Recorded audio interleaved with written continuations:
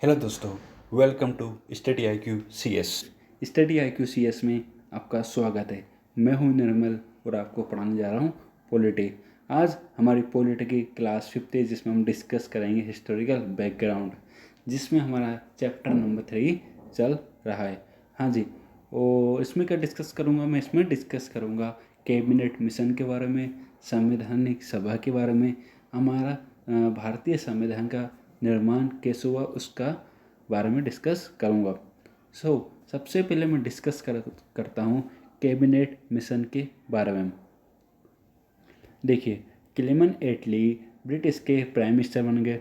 कौन बन गया? क्लेमेंट एटली। और उन्होंने एक मिशन भेजा। मिशन मतलब कहीं ना कहीं प्रस्ताव भेजा, प्रस्ताव के रूप में एक मिशन भेजा। कहाँ पर? भारत में। जो क्या करेगा? पावर्स का ट्रांसफ़र करेगा। मतलब पावर का ट्रांसफ़र यानी सत्ता का ट्रांसफ़र करेगा। किसके हाथों से?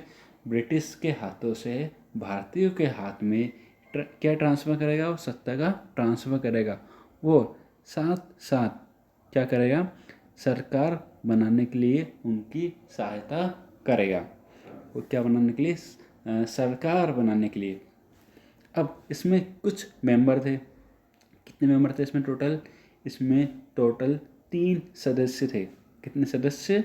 3 सदस्य। कौन कौन थे? देखिए, पैथिक लॉरेंस जो इस कैबिनेट मिशन के क्या थे? सचिव थे। सेकेंड है स्टफर्ड क्रिप्स, वो तीसरे थे एवी एलेजेंडर। और देखिए वो बात जाने इसके बाद। देखिए इसके उद्देश्य क्या थे? इसके उद्देश्य था, 2 मुख्य उद्देश्य था कि क्या करना है इसको? अंतरिम सरकार का गठन करना है और क्या करना है? एक संवैधानिक सभा का गठन करना, जो क्या करेगा? एक भारत का संविधान के निर्माण का कार्य करेगा।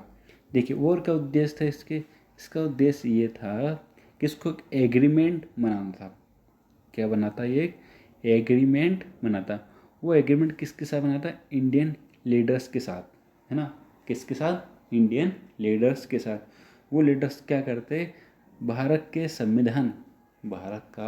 संविधान के निर्माण में, उसके फॉर्मेशन में क्या करेंगे? वो हेल्प करेंगे। वो क्या बनाया इसने? एक कॉन्स्टिट्यूशन बॉडी बनाई। कॉन्स्टिट्यूशन मेकिंग बॉडी, जो क्या करेगा? संविधान का निर्माण करेगा। वो क्या थी? संवैधानिक सभा थी।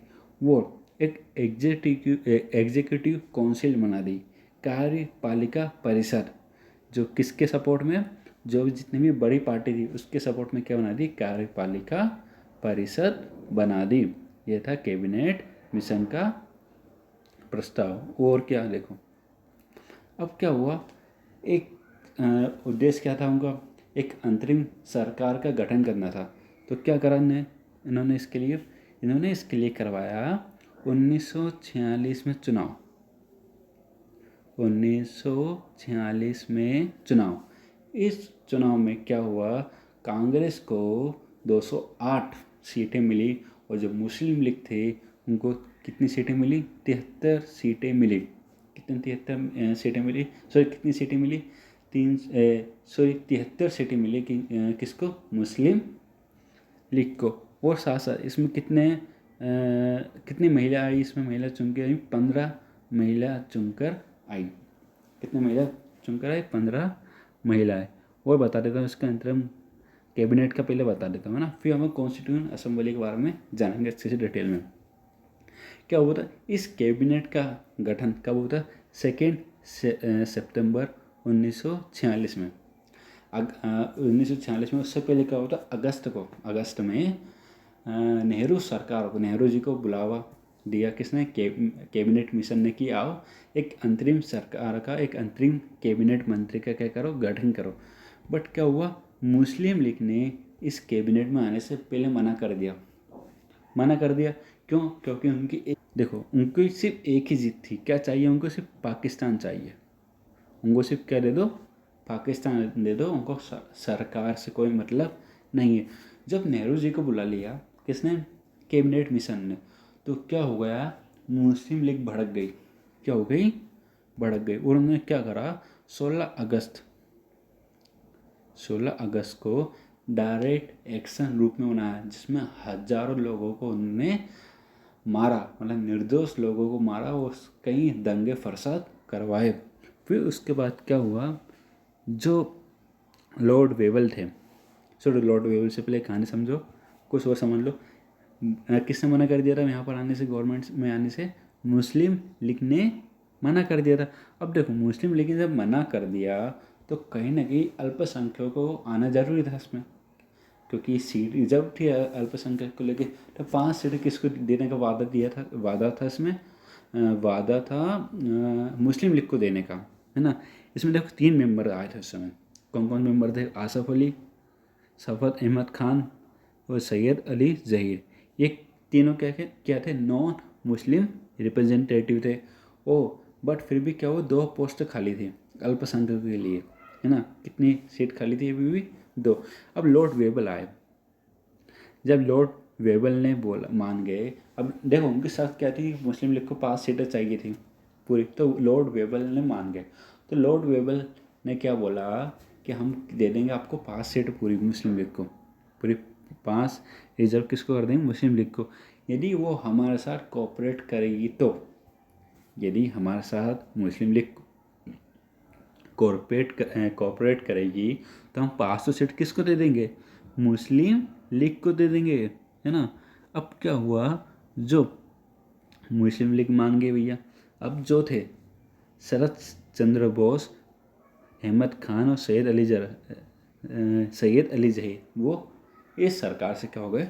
बाहर निकल गए। अब माइनॉरिटीज़ को कौन रिप्रेजेंट करेगा? तो माइनॉरिटी के लिए कौन आ गए फिर? बल्देव सिंह, CS बाबा और जॉन मथाई। वो क्या करेंगे?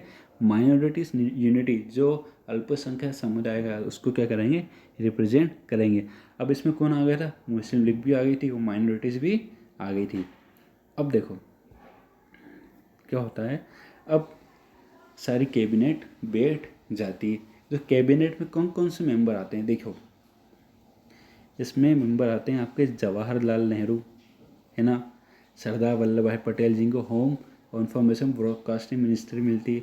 Rajendra Prasad food and agriculture minister बनते। John Mathai industry and supply minister बनते। जगजीवन राम लेबर मिनिस्टर बनते। सरदार बलदेव सिंह डिफेंस मिनिस्टर बनते। CS बाबा वर्क माइंस और पावर मिनिस्टर बनते हैं। लियाकत अली खान मुस्लिम लीग से थे, बहुत इंपॉर्टेंट पोर्टफोलियो लिया इनने जानबूझ के, क्या बनते हैं? फाइनेंस मिनिस्टर बनते। अब्दुल रफ निस्तार क्या बनते? पोस्ट एंड एयर मिनिस्टर बनते। Asaf Ali railway and transport minister, वो देखिए। और राजगोपालाचार्य क्या बनते? राजगोपालाचार्य ये बनते हैं commerce minister. Ghazanfar Ali Khan health minister और जोगिंदर नाथ मंडल लॉ मिनिस्टर बनते हैं। अब ये था पूरा इतिहास किसका? कैबिनेट का। जो कैबिनेट गठित हुई थी उसके बाद फिर देखो, जब सरकार बनी ये वाली, गठन तो मुस्लिम लीग ने बहुत अड़ंग लगाए बीच में। मुस्लिम लीग ने किसी बिल को पास होने दे दी थी, है ना। ना कोई कानून आ रहा तो कानून भी नहीं बनने दे रहे थे। तो क्या सोचा कांग्रेसियों ने कि क्या ये एक बहुत बड़ा सर दर्द है, तो क्या फिर उनको क्या उन्होंने क्या मानना पड़ा उनको? आखिर में जाके उनको मानना पड़ा कि पाकिस्तान को अलग करना ही होगा भारत से भी। क्यों? क्योंकि एक प्रकार से वो सरदर्द रहता और ज़िंदगी भर कहीं ना कहीं वो हमेशा परेशान करते, है ना। इस थिंकिंग की वजह से और कुछ और कंडीशन थी उस समय, जिसकी वजह से क्या हुआ, भारत का विभाजन हुआ, भारत का डिवीज़न हुआ। अब हम चलते हैं संविधान सभा की ओर। पहले हम समझेंगे यहाँ पर संविधान सभा का पृष्ठभूमि, यानी उसकी क्या बैकग्राउंड था। देखो क्या हुआ था, 1934 में एम.एन. रॉय ने सबसे पहले प्रपोजल लिखा है कि क्या क्या चाहिए, क्या बनाना चाहिए हमें बनाना चाहिए एक संविधान सभा, यानी कॉन्स्टिट्यूएंट असेंबली। फिर क्या हुआ, कांग्रेस भी लेके आगे डिमांड 1935 में, और ब्रिटिश ने क्या करा, इस डिमांड को 1940 में क्या कर लिया, एक्सेप्ट कर लिया। अब कितने मेंबर थे इसमें वो देखिए, पहले मेंबर से पहले समझ लेते इसका वोट कैसे होता है। तो वही 1946 में चुनाव हुआ, है ना। 1946 में क्या हुआ, चुनाव हुआ। और एक सदस्य कितने लोग को चुनता था, सॉरी एक जो सदस्य था कितने लोग को रिप्रेजेंट करता था, वो करता था 10 लाख लोगों को। कितने लोगों को? 10 लाख लोगों को। वो इसका जो चुनाव होता था वो अप्रत्यक्ष रूप से होता था। उस चुनाव की मेथड का नाम क्या था? Single transferable vote of proportional representation. देखो मैं दो तरह के वोट होते हैं, है ना, वो मैं दोनों आपको एक क्लास में उसके लिए भी लेकर आऊँगा, है ना, कौन कौन से वोट सिस्टम है हमारे यहाँ सिंगल ट्रांसफ़र वोट किसके लिए, और और इसके बाद मैं आपके लिए एक क्लास भी लेकर आऊँगा जिसमें सारा वोट की प्रणाली आपको समझाऊँगा। अब जो कॉन्स्टिट्यूशन असेंबली था, जो संवैधानिक सभा था, उसका पर्पस क्या था? उसका पर्पस ये था कि हमें क्या करना है, भारत के लिए संविधान लिखना है। अब हम आगे चलते हैं। देखिए अब गठित की गई क्या? संवैधानिक सभा ना, क्या कर देगी? संवैधानिक सभा बनाई गई। अब इसमें होते हैं चुनाव 1946 में, जिसमें से 389 रिप्रेजेंटेटिव आते हैं, है ना, 389 सदस्य आते हैं, जिसमें से कुछ मुस्लिम लीग के आते हैं और कुछ कांग्रेस। लेकिन मुस्लिम लीग क्या हो जाती है? हट जाती है। तो अब इसमें से जो 292 है, 292 कहाँ से आते हैं? वो ब्रिटिश प्रांत से आते हैं। कोई ब्रिटिश प्रांत ही बोलेंगे जब तक सत्ता का पूरी तरह से ट्रांसफ़र न हो, जब तक क्या बोलेंगे इसको? ब्रिटिश प्रांत। और जो बचे हुए 93 वो कहाँ से आते थे? जो कहाँ से आते थे? वो आते थे देसी रियासतों से। और 4 जो थे, 4 मेंबर कहाँ से आते थे? वो आते थे ब्रिटिश कमिश्नरी से। अब वो समझो इसमें टोटल मेंबर कितने आते थे? 89। और जब भारत का विभाजन हुआ तो कितने मेंबर बचे इसमें? 299 बचे, जिसमें से 229 कहाँ से आगे आते थे? ब्रिटिश प्रांत से आते थे। और 70 कहाँ से आते थे? देसी रियासतों से आते थे। अब 11 दिसंबर 1946 को 11 दिसंबर 1946 को सच्चिदानंद सिन्हा को अस्थायी रूप से इसका चेयरमैन बना दिया गया संविधान सभा का। फिर 2 दिन बाद यानी 13 दिसंबर को डॉक्टर राजेंद्र प्रसाद को, है ना, अस्थायी रूप से यानी परमानेंट चेयरमैन बना दिया गया। और आगे चलकर ही जो डॉक्टर राजेंद्र प्रसाद थे वो क्या बने? भारत के राष्ट्रपति बने।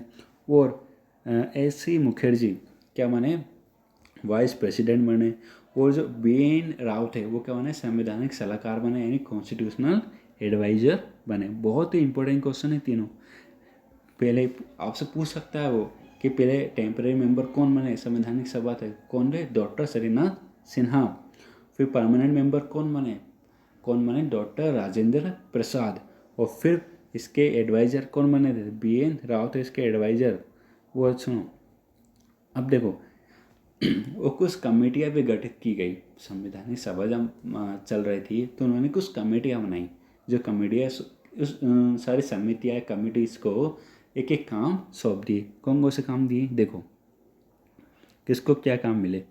जो जवाहरलाल नेहरू को क्या काम मिला? देखो जवाहरलाल नेहरू को मिला union constitutional committee, union power committee, state committee. ये 3 कमेटी किसके हाथ में? जवाहरलाल नेहरू के हाथ में। राजेंद्र प्रसाद के हाथ में क्या कहा है? स्टीयरिंग कमेटी और रूल ऑफ प्रोसीजर कमेटी आई। सरदार वल्लभ भाई पटेल के हाथ में क्या कहा है? प्रोविंशियल कॉन्स्टिट्यूशनल कमेटी आ गई। अब जो फंडामेंटल राइट है सब कमेटी किसके हाथ में थी? आचार्य कृपलानी के हाथ में थी। माइनॉरिटी सब कमेटी किसके हाथ में थी? एस.सी. मुखर्जी के हाथ में थी। और excluded and partially excluded area, जो एरिया पूरी तरह से बाहर निकालना है या कुछ एरिया को भारत से बाहर निकालना है, उनके लिए कौन थे? A.V. ठक्कर साहब थे। और ऐसी बहुत सारी और भी कमेटी, झंडा कमेटी थी, है ना, एक हमारे सुप्रीम कोर्ट कमेटी थी जिसके कौन बने थे? चेयरमैन वरदाचार्य बने थे। और देखिए अब हम चलते हैं कुछ इम्पोर्टेंट फैक्ट के बारे में। देखो मैं ड्राफ्टिंग कमेटी को बता देता हूँ आपको, है ना। जो प्रारूप समिति, जो ड्राफ्टिंग कमेटी, वो कब गठन हुआ उसका? 29 अगस्त 1947 का हुआ। किसके अंडर? डॉक्टर भीमराव अंबेडकर के अंडर। और कौन थे इसके मेंबर, वो देखिए। इसके मेंबर कौन कौन थे? इसके मेंबर थे डॉक्टर भीमराव अंबेडकर चेयरमैन थे, गोपाल स्वामी अयंगर, मोहम्मद सादुल्लाह, है ना, अल्लादी कृष्ण स्वामी अय्यर, के एम मुंशी, बी एल मित्र, जो बाद में किसके द्वारा सब्स्टिट्यूट किए गए? माधव राव के द्वारा। डी बी खेदान, इनकी क्या होती है? मृत्यु हो जाती है 1948 में। फिर कौन बनते? T T Krishnamachari. और सुनो, और क्या इंपॉर्टेंट फैक्ट है कौन हमारे संविधान के बारे में? जो हमारा संविधान है, जो भारत का संविधान है, 2 साल 11 महीने 17 दिनों में बना। और कितने रुपए खर्च हुए इसमें? 6 करोड़ रुपए खर्च हुए। और कितने पार्ट है इसके? 22 पार्ट है, 395 आर्टिकल और 8 अनुसूचियाँ। और 26 नवंबर 1949 यानी 26 नवंबर 1949 को बनकर रेडी हो चुका था। और कुछ प्रोविज़न या कुछ प्रावधान, जैसे नागरिकता को लेकर, चुनाव को लेकर, है ना, पार्लियामेंट को लेकर, वो जो अस्थायी रूप से जो प्रावधान थे वो उसी समय लागू कर दिए गए। और 26 जनवरी 1950 भारत के लिए बहुत बड़ा दिन था ये। उस समय क्या हुआ? भारत का संविधान लागू कर दिया गया। ये था पूरा हिस्टोरिकल बैकग्राउंड, है ना। अब ये था हमारा पूरा हिस्टोरिकल बैकग्राउंड, है ना। कहाँ से कहा था स्टार्ट करा हमने? स्टार्ट करा था 1773 के अधिनियम से लेकर इसको ख़त्म कहाँ पर किया इसके कुछ महत्वपूर्ण बातों पर। आपको ये लेसन समझ में आया हो या फिर आपको पसंद आ रहा हो, प्लीज़ लाइक ज़रूर करिए और सब्सक्राइब और शेयर करो ज़रूर करिएगा, है ना। ये बहुत ही इम्पोर्टेंट लेसन था आपके लिए, बहुत ही इम्पोर्टेंट चैप्टर था, जहाँ पर आपको पूरा हिस्टोरिकल बैकग्राउंड मैंने समझा दिया है। यदि किसी प्रकार का कोई डाउट है, कोई परेशानी, तो आप हमारे टेलीग्राम चैनल पर पूछ सकते हो। हमारे टेलीग्राम चैनल का नाम क्या है? देखिए बता देता हूँ। हमारा टेलीग्राम चैनल का नाम है स्टडी IQ CS करके, आपको ज्वाइन कर दिया जाएगा। और डिस्क्रिप्शन बॉक्स, कमेंट बॉक्स में उसको इसकी लिंक दे दूँगा। हमारा लेसन यही ख़त्म होता है। Okay, thank you very much.